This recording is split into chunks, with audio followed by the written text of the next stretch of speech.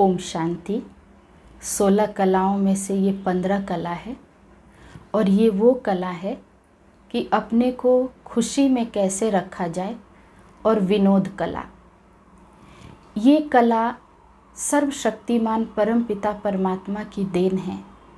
जहाँ आज मनुष्य खुशी में रहने के लिए, शांति में रहने के लिए, आनंद में रहने के लिए संसार के बहुत सारे वस्तु एकत्रित करते हैं कि ये मुझे खुशी और शांति दे सकती है, लेकिन परमपिता परमात्मा ने आकर के हमें बताया कि बच्चे, खुशी और विनोद में रहने के लिए कोई बाहरी वस्तु इकट्ठा करने की या कुछ बाहरी तरीके से चुटकुला या किसी भी प्रकार की सामग्री इकट्ठी करने से नहीं मिलता।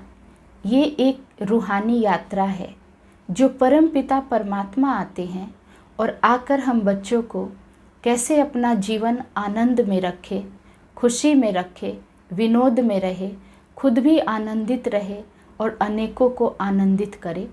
इसके लिए बुद्धि में ज्ञान का होना बहुत ज़रूरी है।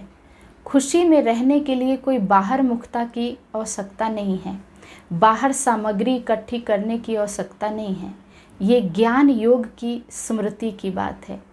आज संसार में बाहर की सारी सुख सुविधाएं हैं, अपने मन पसंद भोजन करते हैं, मन पसंद जगह पे जाते हैं, घूमना फिरना सब करते हैं, लेकिन वो अल्पकाल का विनोद है, अल्पकाल की खुशी है।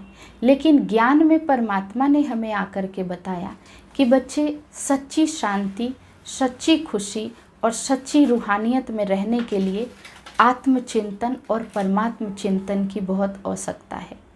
तो इसके लिए हमें परमात्मा ने ज्ञान मुरली यानी समझ दी है, जिसके द्वारा हम सदैव खुशी में रहते हैं और अनेकों को खुशी दिला सकते हैं। इसके लिए जीवन में सदा खुश रहने के लिए दूसरे को खुशी देने की भी बहुत ज़रूरत होती है, क्योंकि जब हम खुद खुश रहते हैं तभी हम दूसरे को खुशी दे सकते हैं।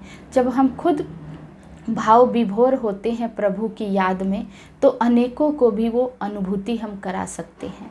तो बाहरी कोई नाटक, सिनेमा, चुटकुला, ये तो बाहरी रूप की अल्पकाल की खुशी और विनोद है, लेकिन ये स्पिरिचुअल रूहानी खुशी परमात्मा से ही मिलती है, जो उसको याद करके, उनका मनन चिंतन करके, उनके गीतों को सुनकर, उनकी महिमा को अपने बुद्धि में स्मृति में रखकर जो प्राप्त होती है वो सदा काल की होती है, अल्पकाल की नहीं। किसी व्यक्ति वस्तु पे डिपेंड नहीं होता और बाहरी चीज़ों से सदा काल की खुशी, विनोद और प्राप्ति नहीं हो सकती, वो अल्पकाल की होती है। तो संगम युग पर बाबा ने हम बच्चों को ये भी कला दिया है कि बच्चे, तुम्हें सदा खुश रहना है, अनेकों को खुशियों का दान देना है, यही सच्ची रूहानी खुशी है। तो 16 कलाओं में से जो ये 15 कला है वो यही कला है कि बाहरी जो खुशी और शांति है वो अल्पकाल की है। हमें उनमें न जा कर के स्वचिंतन, प्रभु चिंतन और परमात्मा को याद करके, जो हमें एक यात्री हैं, यात्रा कर रहे हैं, उनके द्वारा हमें खुद विनोद में रहना है, आनंदित रहना है और अनेक आत्माओं को भी आनंदित करना है। ओम शांति।